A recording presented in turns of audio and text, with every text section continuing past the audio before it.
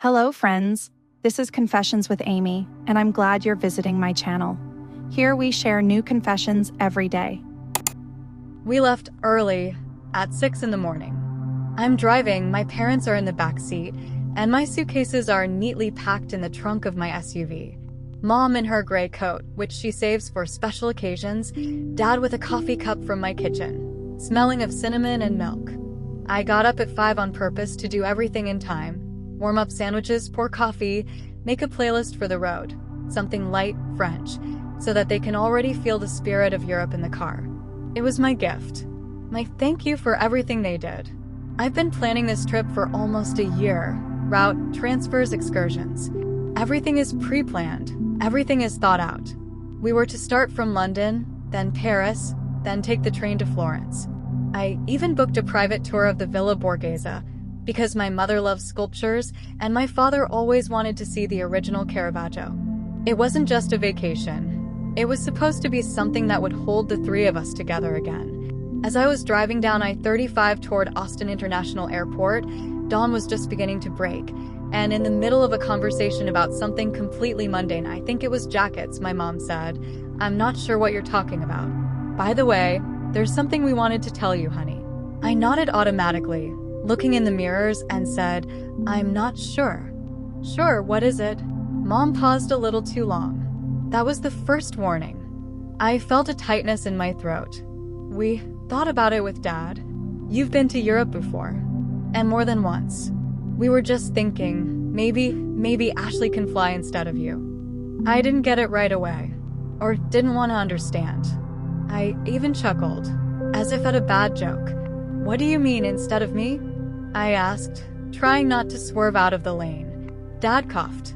Mom continued, "Well, you said yourself that the main thing for you is that Dad and I should have a rest and see the world. And Ashley had never flown overseas. She's been so tired lately." I swerved to the side of the road and cut the engine. She turned to them. "Are you serious?" My mother looked at me with the same expression, as if she was explaining something obvious, as if I was a cranky child who didn't understand a simple thing. "You said yourself that you've already seen it all. And she doesn't have that option. We didn't mean to offend you. We just thought she needed it more." I felt hot. My hands began to shake.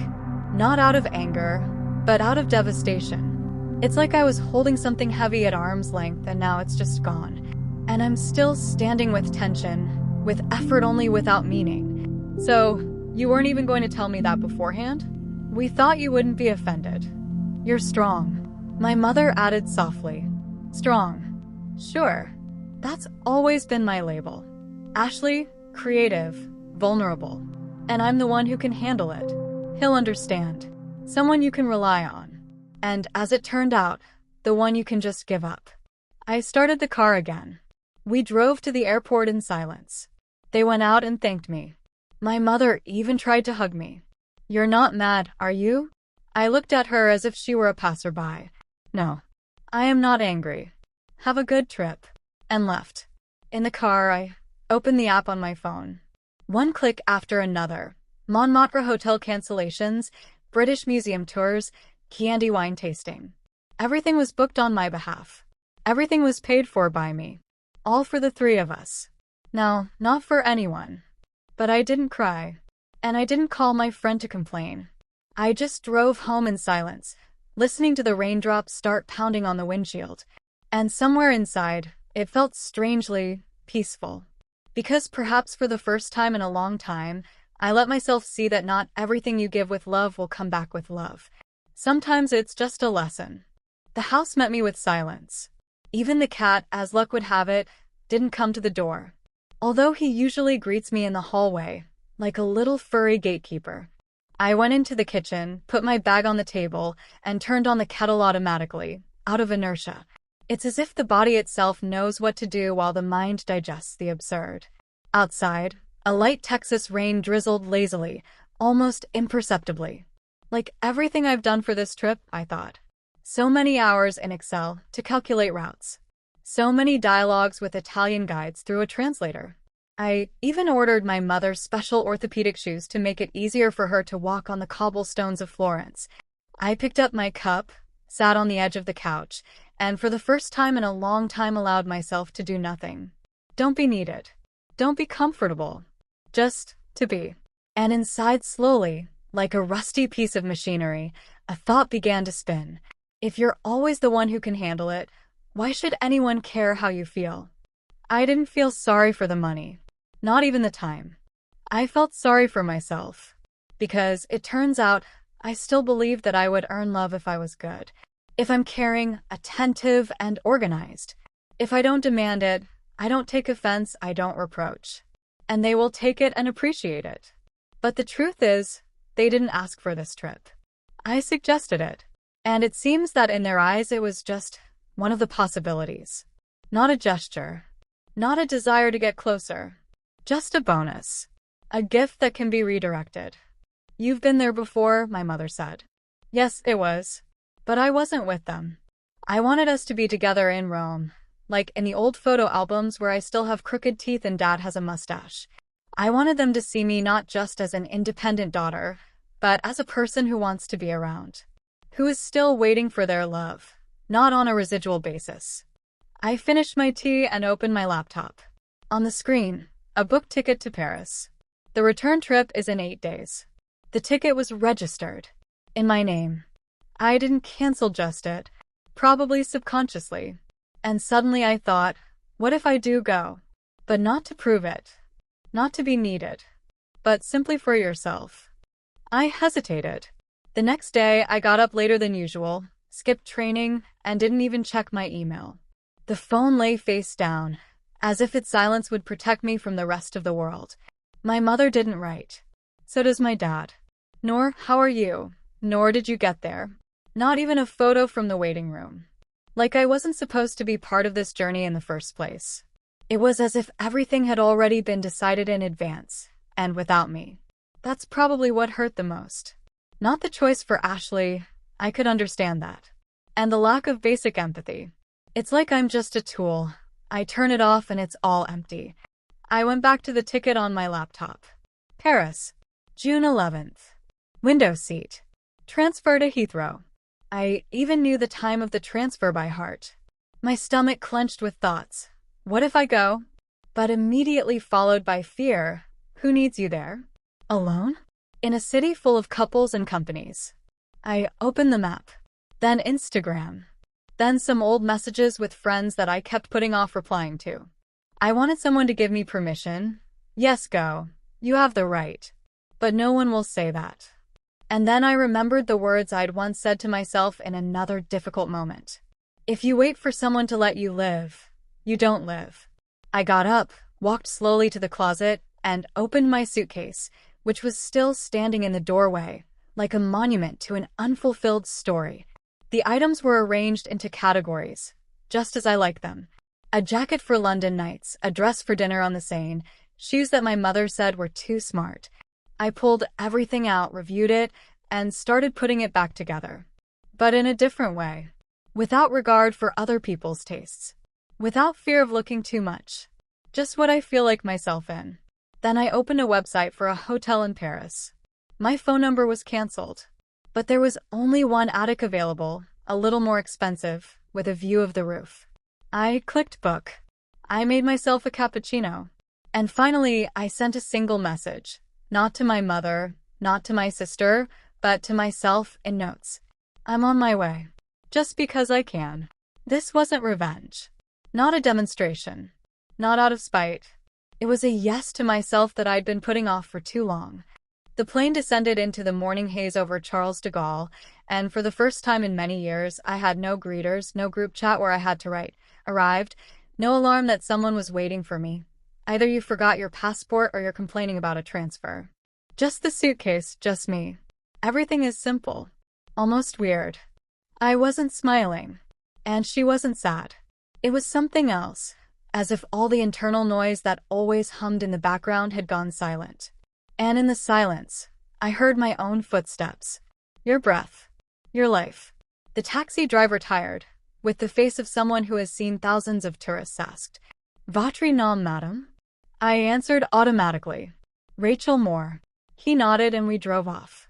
I stared out the window as the city sprouted through the fog, tired bakery signs, Wet garbage can lids. The first light of morning touching the tiled roofs. Paris wasn't postcards. It was reality. Dampness. Bricks. Rusty balconies. And there was a strange comfort in this unevenness, in this imperfection. I'm not perfect either. And also real. The Montmartre Hotel was small and smelled like old wood. At the reception, a young woman with bangs and 2 short sleeves on a sweater. I tried to speak French, but she interrupted me. English is okay, Ms. Moore. Your room is ready. I walked up to the 5th floor. There was no elevator. The suitcase was heavy, which was fine. I wanted to feel the weight. I wanted my body to get tired while my mind raked through the silence. The room under the roof was tiny. A bed, a small table, a window. But the view is narrow streets, endless gray roofs. Laundry hung out across the street. A cat sat on the balcony a meter away from mine and looked at me, as if asking the question, "What are you doing here alone?" I put my suitcase in the corner and sat on the edge of the bed. Just a minute. 5. 10. No movement. Just absorbing, I'm here. I'm here. Then she stood up. She slowly unzipped the suitcase. She was sorting through things as if she were looking into the eyes of her past self. Jacket for rain in London. T-shirt. To be not too smart. Everything is selected with an adjustment for others. For the comfort of parents. To suit my mother's tastes. And so that Ashley doesn't get taunted later. And then there was the green dress. The one I bought 2 years ago and never wore.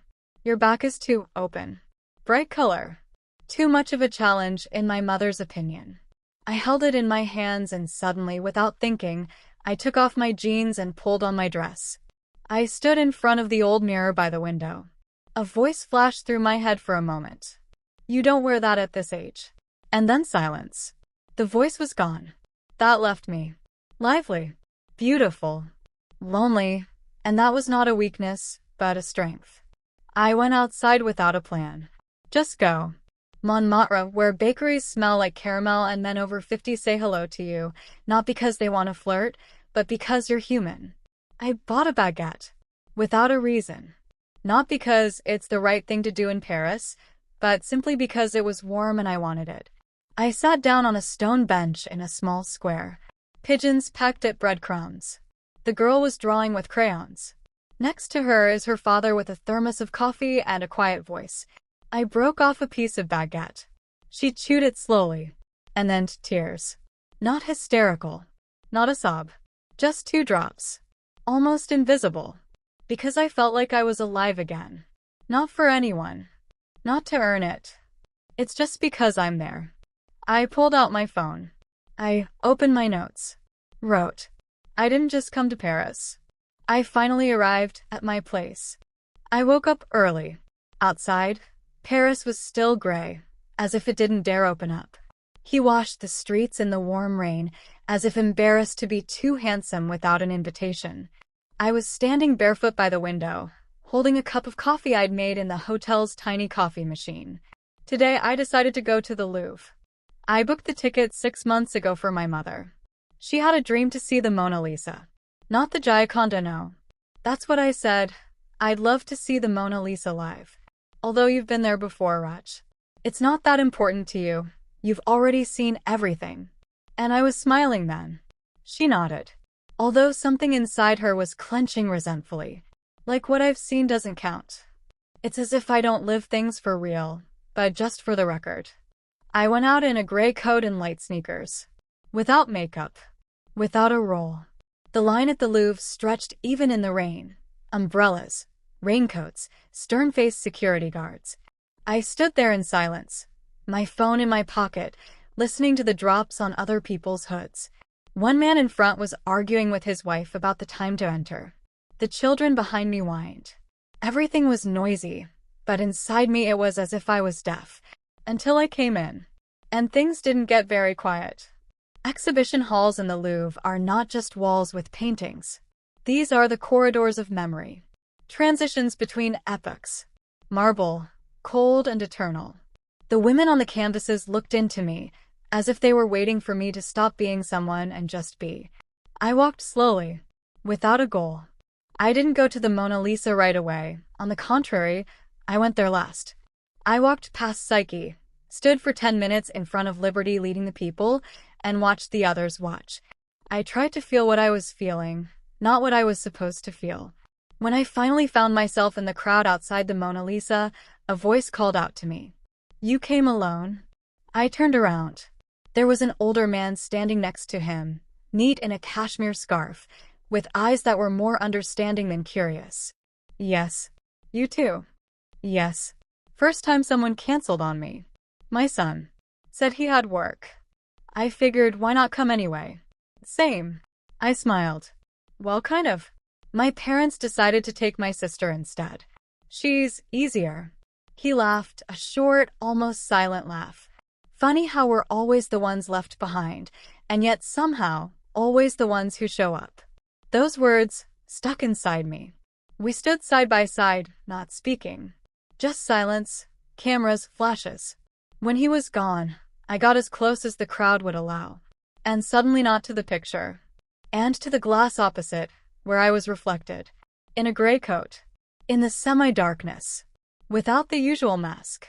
There you are. Not my daughter. Not the one who's booking. Not someone who adapts. Not someone who endures quietly. It's just you. And it was scary. But also strangely beautiful. On the way out, I met the man again. He was looking at the temporary exhibition poster. He smiled at me and said, "Sometimes, showing up is more brave than staying home." I think today, I finally did both. I went outside and the rain had already stopped. The asphalt glistened. People were hurrying about their business. I took my time. For the first time, I was just walking home. To yourself. The morning in Paris greeted me with a soft glow that filtered through the hotel curtains and danced on the walls of the room.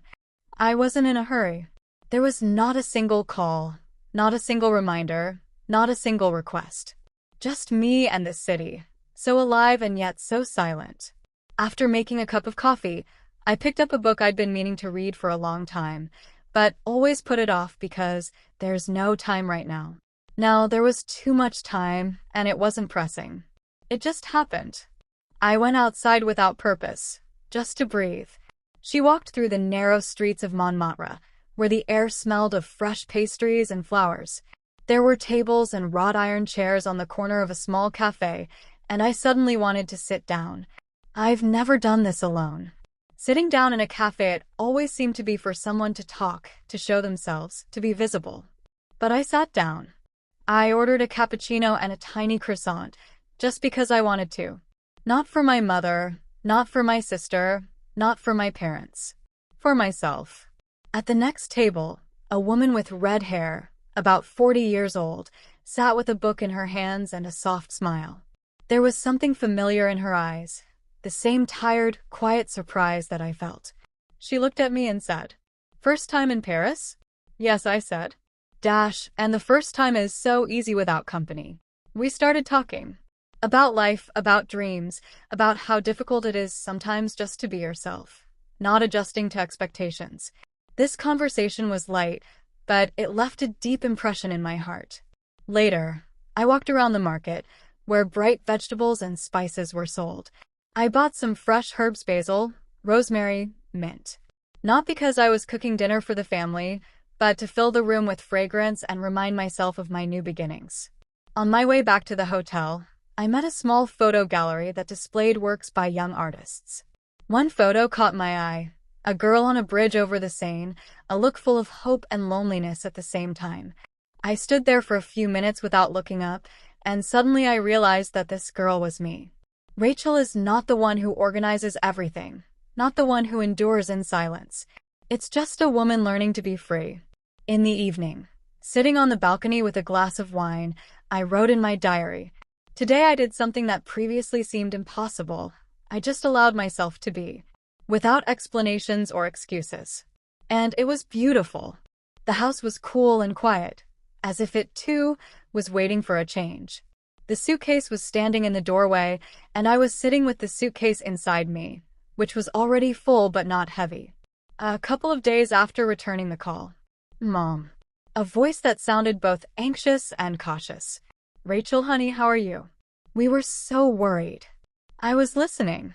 I didn't interrupt. I didn't start making excuses.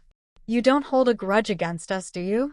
The question that used to make me cry or scream before, this time it showed up, empty. I smiled. Calm, confident. Mom, I'm not mad. It's just, I was there, where I should have been. And that changed me. Silence. Do you want to tell me? Later. Right now, I just want you to know, I love you. And I love myself. Finally, we agreed to call back later, and I felt the weight finally release. Something broke, and something new grew.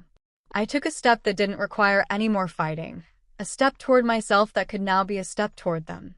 And it was my most important gift.